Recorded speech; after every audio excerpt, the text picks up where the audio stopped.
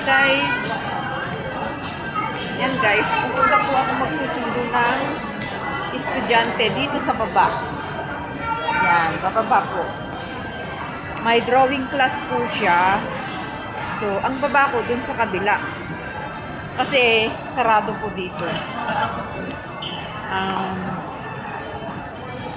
Ang pasok po ng alaga ko is 2:30. Tapos, balik niya po is 3:30.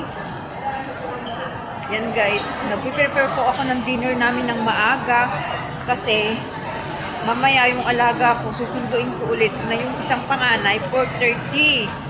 So, yan guys, sobrang hirap po ng buhay ng OFW dito sa Hong Kong. Daming trabaho. Kailangan po natin i-manage yung ating oras. Ay, hello! Yan guys, so malapit na tayo sa school. Tumatawa sila kasi akala nila nakukuha sila. So, ayan. Papunta na ako doon sa school ng aking alaga. Natutuwa yung inchik. Yung iba pong inchik, ayaw po nila ng nabibidyohan sila. Pero yan po, gusto nila. Sumali pa sila, sumilip pa sila. O, yan guys. Ito po ang papunta sa school ng aking alaga.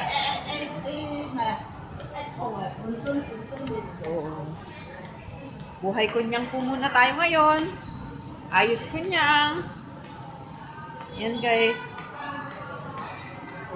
Nakakapagod, pero magtiyaga po tayo para lang sa kinabukasan ng ating pamilya at sa hinaharap po. Medyo nakakapagod, pero magtiis lang po. Ganun po talaga ang buhay. Kailangan magsumikap para matupad ang ating mga pangarap. Darating po tayo doon sa mga pangarap natin. Matutupad din. So yan guys, dito po ang school ng aking alaga. Drawing class po. Hindi niyo po yung school, kundi drawing class. So, wait lang po natin kasi almost 3:30 na. Yan, mayroon po tayong mga eyeglasses. So guys, sana pakisupport nyo naman po ako kapag nanonotify ang aking mga video.